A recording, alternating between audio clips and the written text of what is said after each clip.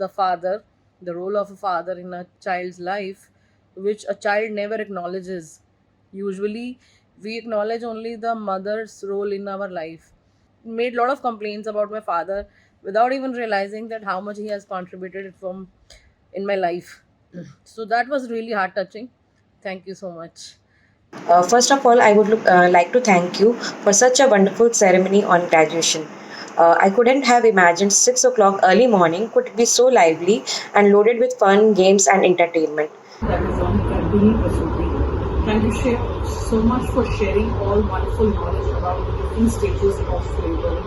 I got to know that there are 3 stages, and at each stage the intensity increases. It was so insightful to know what exactly we should be doing in each stage. Thank you also for sharing the list of items for baby and mother that we need to carry in our hospital bag preparation. I have started my hospital bag preparation after getting inspired from the video, and I'm really looking forward to have a smooth and easy delivery process. Thank you so much for sharing all the videos. They were very useful because I got to know different options and different types of delivery procedures.